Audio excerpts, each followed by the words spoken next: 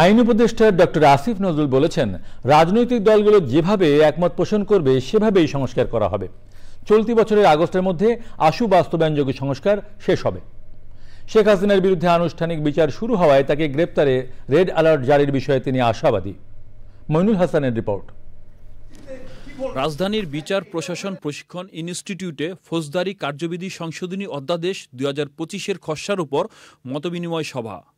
যোগ দেন আইন উপদেষ্টা সহ জ্যেষ্ঠ আইনজীবীরা।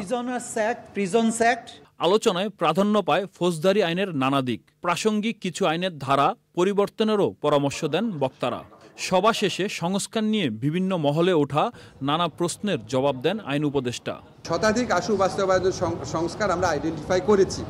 আমরা সাইবার সুরক্ষা আইনের অ্যামেন্ডমেন্ট করেছি, আমরা আপনার নারী ও শিশু নির্যাতন দমন আইন করেছি, আমরা পাওয়ার অফ অ্যাটর্নির ক্ষেত্রে বিধান চেঞ্জ করেছি, আমরা জুডিশিয়াল সার্ভিসে নিয়োগের বিধিমালা যে সেটা চেঞ্জ করতে যাচ্ছি।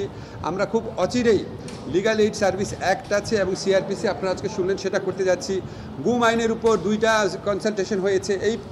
এই যে কয়েকটা আইনের কথা বললাম, এগুলি কিন্তু আগামী 1 মাসের মধ্যে সম্পন্ন হয়ে যাবে।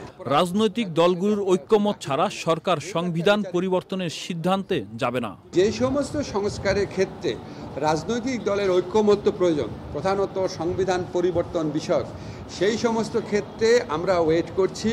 জুলাই চার্টার সম্পন্ন হয়ে গেলে, যেটা আমরা আশা করি জুলাই মাসে হয়ে যাবে, সেটার ভিত্তিতে আমরা সেই ধরনের বড় ধরনের সংস্কার বা সংবিধানের সাথে ইনভলভ আছে সেই ধরনের সংস্কার আমরা করতে পারবো বলে আশা করি।